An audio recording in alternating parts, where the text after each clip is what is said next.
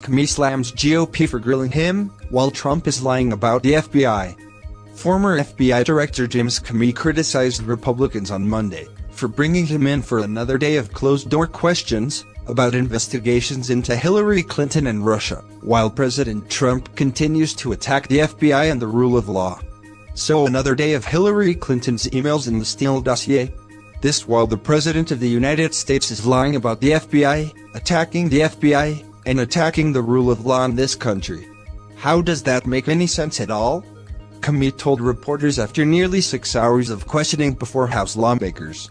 Comey was questioned on Monday by the House Judiciary and House Oversight Committees, and Attorney General Loretta Lynch is expected before them on Wednesday. Republicans have been investigating the FBI and Justice Department's actions ahead of the 2016 election, and were expected to quiz him on decisions he made atop the Bureau, including on Hillary Clinton's emails and the Russia investigation. Less than 2 weeks ago, Republicans asked him about the use of the Trump-Russia dossier, which was paid for by Democrats and used, in part, in the FBI's Russia investigation.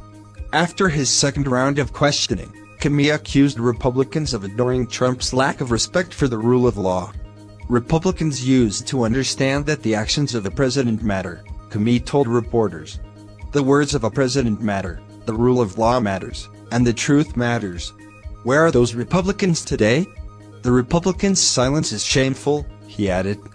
At some point, someone has to stand up, and in the face of fear of Fox News, fear of their base, fear of mean tweets, stand up for the values of this country and not slink away into retirement, but stand up and speak the truth, Comey said.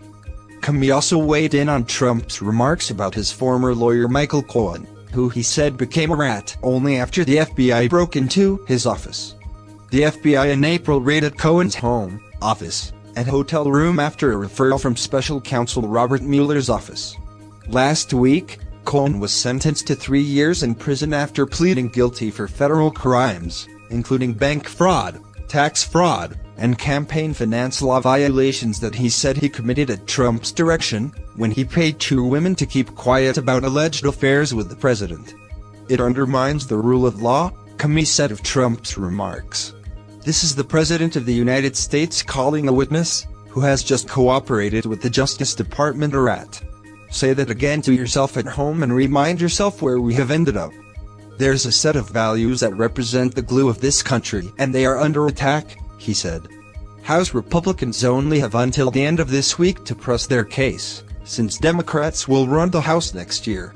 Incoming Judiciary Chairman Jerry Nadler, D. New York, has said he has no interest in continuing the investigations.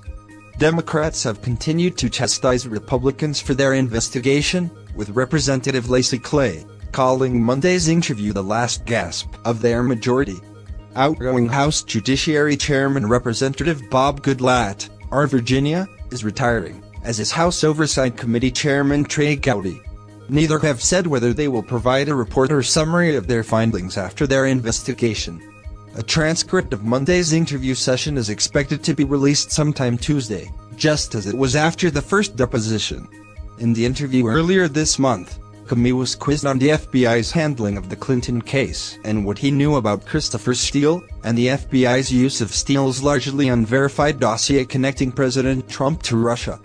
Before the Monday hearing, Representative Mark Meadows, R. North Carolina, said he wanted to know when Comey first learned about the Democrats' funding of Steele's dossier.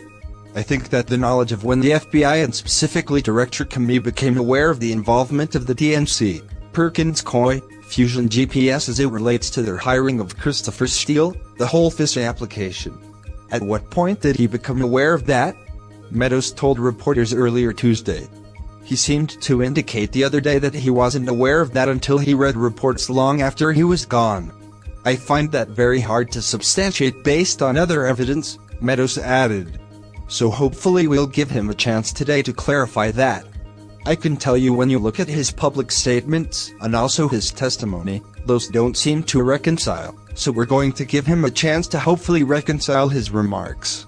Trump and Comey have repeatedly publicly traded barbs on Twitter. Leakin' James Comey must have set the record for who lied the most to Congress in one day, Trump tweeted last week, without offering evidence to support his claim. His Friday testimony was so untruthful. This whole deal is a rigged fraud headed up by dishonest people, who would do anything so that I could not become president. They are now exposed.